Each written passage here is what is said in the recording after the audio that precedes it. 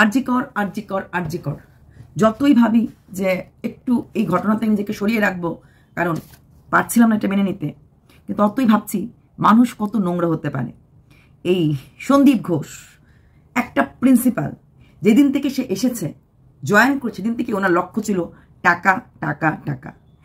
11:55 একটা টেন্ডার, ওই যে আছে না যে ক্লিনার টিনার হয়, এগুলিকে কোনো একটা ইসের দ্বারা টেন্ডার দ্বারা মানে কিছু সাপ্লাই করা হয় ওদেরকে। কোনো কোম্পানি থাকে যারা কখনো সিকিউরিটি গার্ড আন্ডারে কোনো কোম্পানি, কখনো এরকম ক্লিনার, এটাও কোনো কোম্পানি। সেই টেন্ডারকে রাত্র 11:55 যেটা কিনা আরো 2 বছর চলতো, মানে ওদের টেনিউরটা 2 বছর ছিল, রাত্র 11:55 ওদের সেই টেন্ডারটা ক্যান্সেল করে দেওয়া হয়। তাও কিনা রোববার, তাও কিনা 1 জানুয়ারি রাত্র 11:55। এবং সেদিনই রাত্র 1টার সময় নতুন টেন্ডার, মানে 11:55 থেকে 12টার মধ্যে টেন্ডার ডাকা হয়ে গেল, 1টার মধ্যে নতুন রিক্রুটমেন্টও হয়ে গেল। তাহলে কিভাবে উনি শুধুমাত্র নিজের লোক নিজের লোক নিজের লোক, নেক্সাস ওনার নাকি মান্থলি 20 কোটি টাকার মতো ইনকাম হচ্ছিল। ক্যান্টিন থেকে শুরু করে পার্কিং লট থেকে তোলাবাজি করা হতো। এমনকি কোনো রোগী যদি মারা যেত, অ্যাম্বুলেন্সের যে নিয়ে যাবে সে অ্যাম্বুলেন্সের যে রেটটা ডিস্টেন্স ওয়াইজ হলেও এটাও নাকি ভ্যারি করতো। ভালো কাপড় চোপড় থাকতো তাহলে নাকি দাম বেশি নিত, কম মানে কম দামি কাপড় চোপড় তাহলে দামটা কম হতো। প্রতিটি জায়গায় উনি একটা সরকারি হাসপাতালে বসে প্রতিটি জায়গায় উনি ব্যবসা খুলে রেখেছিলেন।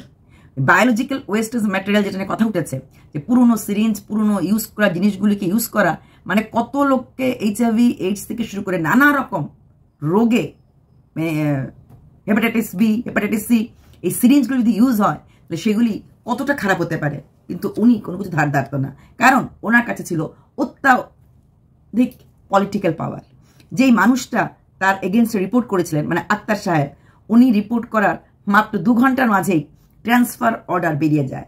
উনি তো ছিলেন আচ্ছা ঠিক আছে একজন ডেপুটি সুপার, কিন্তু শান্তনু সেন যিনি কিনা ওই দলেরই MP সাংসদ, উনি যখন, যেহেতু উনি নিজে একজন আরজিকর স্টুডেন্ট, ওনার স্ত্রী আরজিকর স্টুডেন্ট এবং ওনার মেয়েও আরজিকর স্টুডেন্ট, উনি যখন খুঁটিয়ে দেখা শুরু করেছিলেন কোথায় কোথায় কোথায় কোথায় ভুল, ওয়েস্টেজ ম্যাটেরিয়াল নিয়ে, বাকি কিছু ম্যাটেরিয়াল নিয়ে, সেখানে দাঁড়িয়ে কি করলেন, ওনাকেও সেই পদ থেকে, মানে এই যে উনি যে আরজিকরের ছিলেন, চেয়ারপারসন ছিলেন মেডিকেল স্টেশন থেকে, ওনাকে দিয়েছিল আরজিকরের কার্যকলাপ দেখার জন্য, কিন্তু ওনাকেও সরিয়ে দিয়ে পুরনো যিনি ছিলেন তাকে আবার রিক্রুট করা হয়। মানে কেউ সুইপার থেকে শুরু করে সুপার পর্যন্ত কেউ একটা শব্দ, এই কি বলবে একে, সন্দীপ ঘোষ বলবো, প্রিন্সিপাল বলবো, হ্যাঁ না অন্য কোনো নাম ডাকবো, মুখ দেখে অন্য একটা ওয়ার্ড চলে এসেছিল, এর এগেনস্টে কেউ একটা কথা বলতে পারবে না, not a single word. Parking লটে তোলা আদায় করা হতো। মর্গের ভেতরে একটা রুম আছে, সেই রুমের মধ্যে স্টুডেন্টরা গিয়ে ওই ভাট্টিখানা খুলে রেখেছিল, ওখানে মদের ফোড়া তুলতো, মানে অন্যান্য লোকরা সেখানে হয়তো ওই সিকিউরিটি, তারপর হাউস ক্লিনার, এরাও ওইখানে হয়তো চালাতো ফোয়ারা। আর গেস্ট রুম যেটা কিনে ছিল স্টুডেন্টের জন্য, সেখানেও গিয়েও স্টুডেন্টরা, ওটা ঠিক বার টাইপের, মানে স্টাইলিশ ইংলিশ ড্রিঙ্ক থাকতো, সেখানেও গিয়ে চলতো সেই। আর কালকে আমি একটা নাম বলেছিলাম, দেবাশিস সোম। দেবাশিস সোম কিন্তু আরজিকরের ডাক্তার নয়। দেবাশিস সোম আরজিকরের ডাক্তার না হওয়া সত্ত্বেও কিন্তু ওনার ছিল একটা অস্বাভাবিক পাওয়ার, কারণ উনি হচ্ছেন পার্টির লোক। দেবাশিস সোমের সাথে কনস্ট্যান্ট ফোনে কথা, দেবাশিস সোমের আন্ডারেই সেই কমিটি গঠন হয়, যেটা দ্বারা কিনা আরজিকরের সেই পোস্টমর্টম এটা করা হয়। সব জায়গায় দেবাশিস সোম আরজিকরের ডাক্তার না হওয়া সত্ত্বেও সেই SK রায় থেকে শুরু করে দেব থেকে শুরু করে সুশান্ত, যার নাম, হ্যাঁ, সবার এই আরজিকর ছিল অবাধ গতি, কারণ এরা সবাই পলিটিক্যাল পার্টির সাথে জড়িয়েছিল। সুশান্ত কুমার রায় ছিল নর্থ বেঙ্গল লবির ডাক্তার, এবং সেই নর্থ বেঙ্গলি লবির একজন হচ্ছে শ্যামাপদ দাস। শ্যামাপদ দাস হচ্ছে মুখ্যমন্ত্রীর ফ্যামিলি ডক্টর, এবং সেই শ্যামাপদ দাসের কথাতেই কাকে ট্রান্সফার করতে হবে, কাকে রাখতে হবে, সব কিছু চলে। আর শ্যামাপদ দাসও কিন্তু নর্থ বেঙ্গল লবির মেম্বার। সেখানে দাঁড়িয়ে এই সন্দীপ ঘোষের সাথে শ্যামাপদ দাসের ছিল অস্বাভাবিক ভালো সম্পর্ক। শ্যামাপদ দাস কিন্তু গভর্নমেন্ট ডক্টরও নয়, তা সত্ত্বেও স্বাস্থ্য ভবন চলতো ওনার কথায়। তাই তো ওই যেই সৌমিত্র নামে যে মানুষটা ওই ফরেন্সিক ডিপার্টমেন্টে কাজ করছে, যিনিও কিনা প্রোটেস্ট করেছিল, সেই ENT স্পেশালিস্ট, যিনি কিনা ENT ওয়ার্কশপের জন্য ওই ডেড বডিগুলি দেওয়ার জন্য, তাকে বলা হয়েছিল কোথায় ট্রান্সফার করা হবে, বাঁকুড়াতে করে দেওয়া হবে। কোনো মানুষকে কোথাও ট্রান্সফার করার অধিকার কি কোনো ইউনিভার্সিটির বা কোনো কলেজের প্রিন্সিপালের থাকে? থাকে না। তাহলে কি করে স্টুডেন্টরা বলতে পারে তাকে বাঁকুড়াতে ট্রান্সফার করে দেওয়া হবে? কারণ শ্যামাপদ দাস যেখানে, সেখানে ট্রান্সফার অর্ডারটা হওয়াটা খুব স্বাভাবিক। যেমন আক্তার আলী সেই বায়োলজিক্যাল ওয়েস্টেজ ম্যাটেরিয়াল রিপোর্টটা সাবমিট করার 2 ঘন্টার মাঝে ট্রান্সফার অর্ডার আউট হয়, সাথে আরো 2জন অধিকারী ছিল, ওদেরকেও ট্রান্সফার করে দেওয়া হয়, এবং তখনকার যে সুপার ছিল সমস্ত তথ্য হাপিস করে দেওয়া হয়। সেই যে কমিটিটা গঠন করা হয়েছিল বায়োলজি ওয়েস্টেজ ম্যাটেরিয়ালের জন্য পরীক্ষা নিরীক্ষা করার জন্য, কত টাকা লুট হয়েছে, কত টাকা গেছে, কোথায় গেছে, পুরোটাই ধামাচাপা পড়ে যায়। দিনের পর দিন স্টুডেন্টদেরকে টাকা চাওয়া হতো পরীক্ষা পাশ করার জন্য।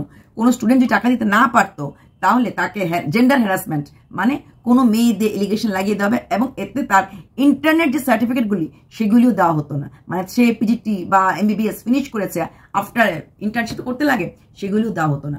প্রতিটি জায়গায় ছিল শুধুমাত্র নেক্সাসের কাহিনী। আচ্ছা বলুন তো, কোন প্রিন্সিপাল বাউন্সার নিয়ে কলেজে আসে? কোন প্রিন্সিপালের আগে পিছিয়ে 4 জন বাউন্সার থাকে? কখন দেখেছেন কি কোনো স্কুলে, কোনো কলেজে, কোনো ইউনিভার্সিটিতে? সিকিউরিটি গার্ড থাকতে পারে 1টা বা 2টো, সেখানে আগে পিছিয়ে বাউন্সার কি এমন কাজ করতো যে ওনার এত ভয় ছিল জীবনের যে কোনো সময় হ্যারাস হতে পারে? ছাত্ররাও একবার ওনাকে ডিটেন করার চেষ্টা করেছিল, ওনাকে ডিটেন করতে পারেনি, সুপারকে ডিটেন করেছিল।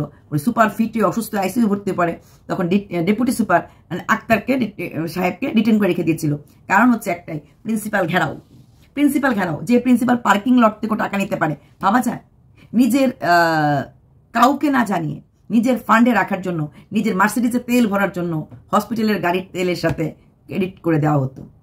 ওনার সমস্ত পার্সোনাল খরচও হসপিটালের কাছ থেকে নেওয়া হতো। আর এই যে শৌচালয় থেকে শুরু করে এই হসপিটালের ভেহিকেলসের তেল সবটাই উনি দেখতেন, এবং সব জায়গার থেকে ওনার একটা ট্যাক্স থাকতো। তাই তো মাসে এত কোটি টাকার রোজগার। তারপর যখন রেজিগনেশন করেছিলেন তখন উনি বলেছিলেন যে আমি একজন সার্জন, তাই আর যাই হোক আমার না খেয়ে মরতে হবে না। কি করে না খেয়ে মরবেন? উনি তো লাখ লাখ কোটি টাকা অলরেডি মেরে রেখে দিয়েছেন, ওনার তো না খেয়ে মরার প্রশ্নই আসে না। উনি রিজাইন করার পর, উনি রেজিগনেশন দিয়ে দেওয়ার পর 2-3 ঘন্টার মধ্যে যে ওনাকে এনআরএস মেডিকেলের পোস্টিং দেওয়া হয়েছিল, এটার পেছনেও কিন্তু সেই শ্যামাপদ দাস।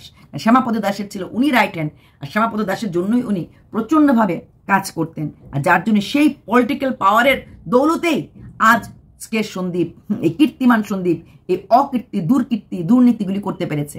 এই দুর্নীতিবাদ সন্দীপের পেছনে মেরুদণ্ডটা সোজা রেখেছে এই শ্যামাপদ দাস, এই দেবাশিস সোম, এই এস রয়, এ দে সবাই মিলে ওকে ঘিরে রেখেছিল। আর তার আগে ছিল কি? পয়সা। সেই পয়সার জন্য ওরা ওনাকে তেলাতো, আর ওদেরকে উনি বেঁধে রেখেছিল শুধু পয়সা দিয়ে। পয়সাটা কোথার থেকে আসে বড় কথা না, একটা ডিসিজড বডি, ভাবা যায় একটা বাড়িতে কারোর মৃত্যু হলে পরে সেই পার্টির কি অবস্থা থাকে?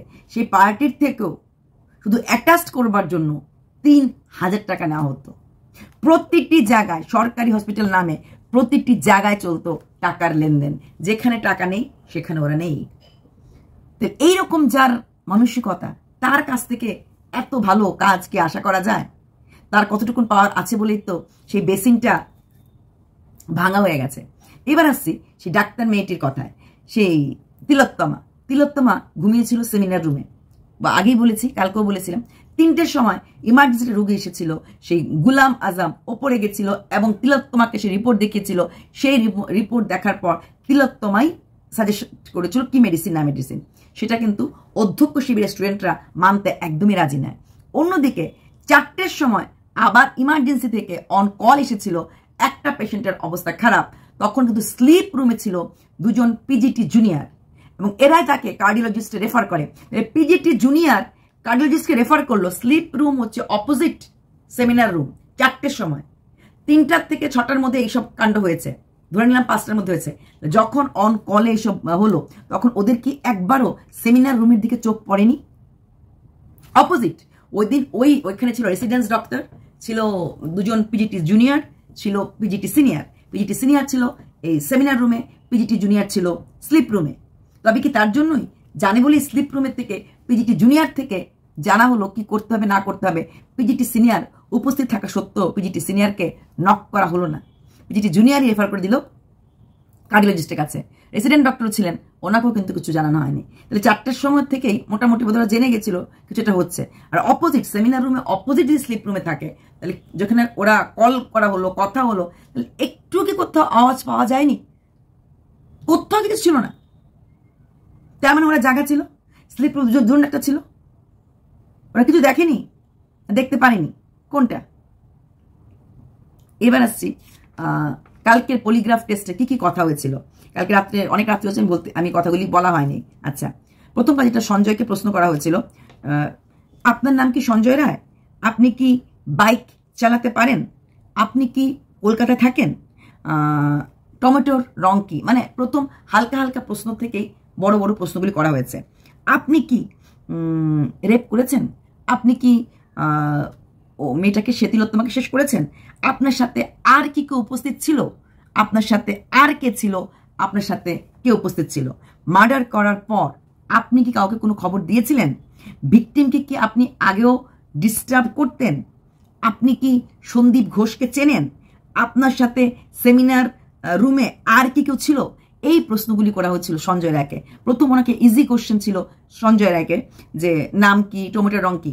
তারপর ধীরে ধীরে না, এটা কঠিন হতে গেছে। ঘটনার ব্যাপারে আপনি কি কাউকে জানিয়েছিলেন? এতক্ষণ কি আপনি সঠিক উত্তর দিয়েছেন? এই প্রশ্নগুলি সঞ্জয় রায়কে করা হয়েছিল। সঞ্জয় রায়ের উকিল এদিকে বলেছেন পলিগ্রাফ টেস্ট করার আগে ওই যে সঞ্জয় রায় যে সম্মতি দিয়েছিলেন, এটা ওনার সম্মতিতেই হয়েছিল, কারণ ওনার সামনে হয়েছিল। আচ্ছা, এখানে একটা কথা বলি। আমি একটা ক্যাপশন দিয়েছিলাম, উনি কেন দাঁড়ালেন। আমিও জানি যে কোনো অপরাধীকে এইভাবে উইদাউট উকিল ছাড়া হয় না। ভারতবর্ষের নিয়ম আছে প্রত্যেকটি মানুষের আইনের দ্বারস্থ হওয়া এবং তার জন্য কারোর কাছে সাহায্য চাওয়ার অধিকার প্রতিটি লোকের আছে। এটা আমি জানি। আমি জাস্ট ওখানে ক্যাপশনে লিখেছিলাম যে উনি দাঁড়িয়েছেন এর জন্যই, কারণ ডালসা থেকে ওনাকে দেওয়া হয়েছে।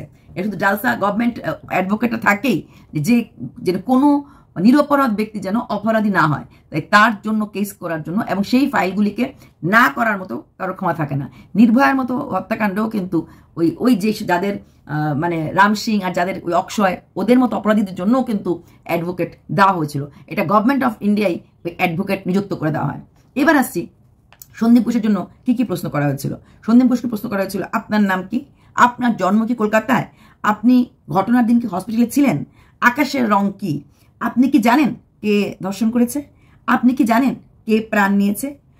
কে আপনাকে প্রথম জানিয়েছিল? পুলিশকে কি আপনি জানিয়েছিলেন? আপনার সাথে ভিকটিমের কি কথা হয়েছিল? ভিকটিমের সাথে কি সেদিন আপনার দেখা হয়েছিল? ভিকটিমের সাথে আপনার কি কোনো বিবাদ ছিল? কাউকে কি ঘটনার কথা আপনি জানিয়েছিলেন? আপনি কি রিজাইন করেছিলেন? কেন রিজাইন করেছিলেন? রিজাইন করার জন্য কি আপনাকে কোনো জায়গা থেকে চাপ দেওয়া হয়েছিল? সঞ্জয় রায়কে কি আপনি চেনেন? সঞ্জয় রায়ের সাথে আপনার কিভাবে পরিচয়? তারপর এতদিন কি হতো? সন্দীপ ঘোষকে ডাকা হয়েছে, আনা হয়েছে, ডাকা হয়েছে, আনা হয়েছে, একটা গ্যাপ দেওয়া হয়েছিল।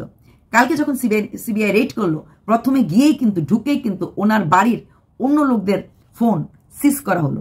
কারণ হতে পারে উনি ওনার ফোন থেকে কাউকে ফোন করে না, বাড়ির লোকদের ফোন থেকে কাউকে ফোন করে। তাই প্রথমেই কাজ হয়েছে ওনার বাড়ির লোকদের ফোন সিজ করা, এবং সেখান থেকেই প্রথম পরীক্ষা করা। শুধু তাই না, ওনার ড্রাইভারকেও কালকে ডাকা হয়েছে এবং গাড়িটাও চেক করা হয়েছে, ল্যাপটপও পুরোপুরি পরীক্ষা করা হয়েছে। জানা কথা যে ল্যাপটপে কিছু থাকবে না, মোবাইলে কিছু থাকবে না, এগুলো আগেই মোটামুটি ধরা মানে জানা। এতদিন ধরে এই ল্যাপটপ আর মোবাইল কি থাকতে পারে? সব তো কবেই ডিলিট হয়ে গেছে। হ্যাঁ, তারপরও কালকে ড্রাইভারকে জিজ্ঞেস করা হয়েছে, ড্রাইভারকে নেওয়া হয়েছে।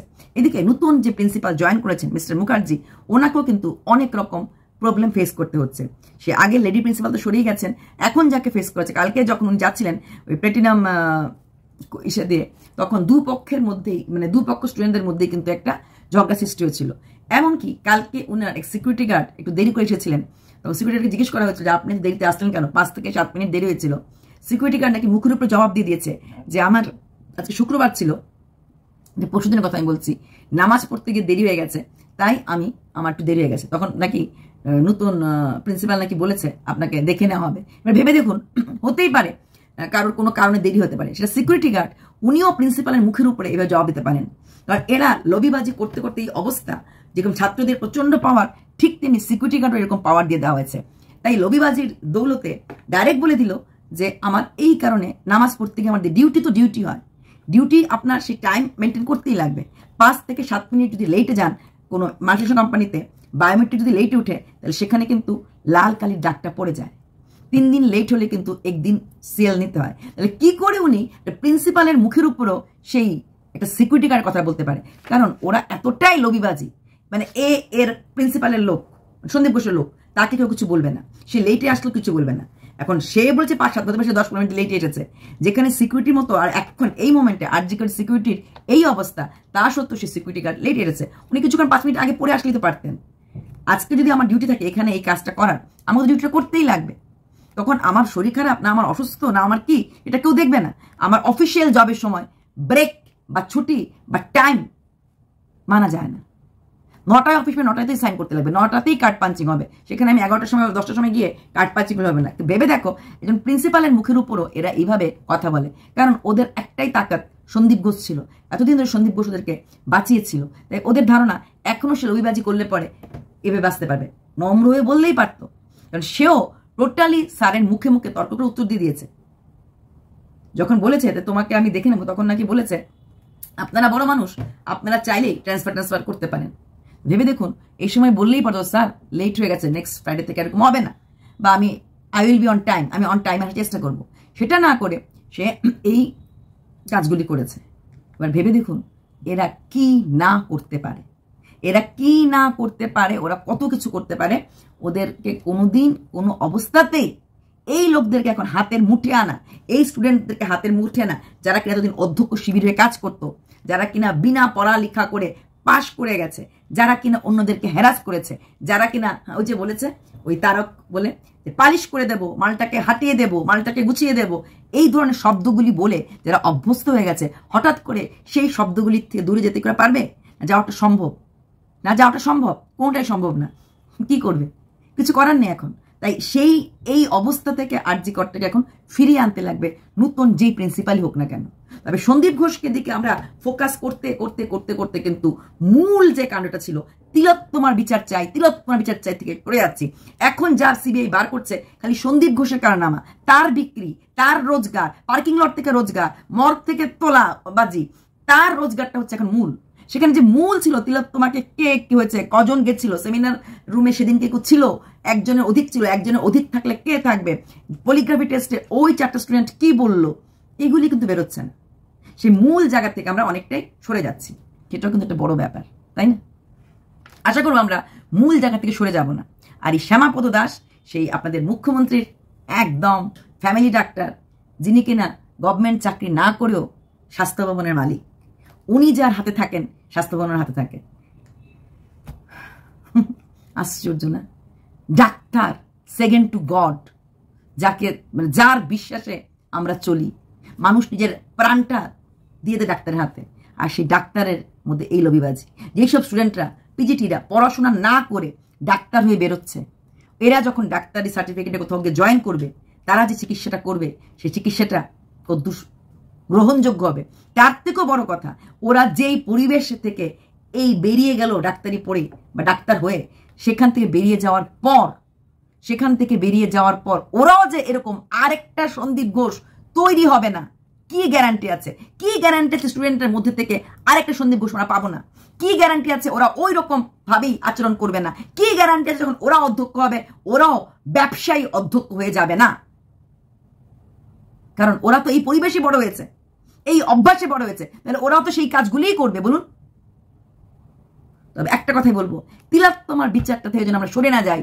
সন্দীপ ঘোষের জেল হোক, সন্দীপ ঘোষের তথ্য হোক, এগুলো আলাদা, অবশ্যই উনি জড়িয়ে আছেন, তিলোত্তমাটা থেকে সরে যেন না যায়।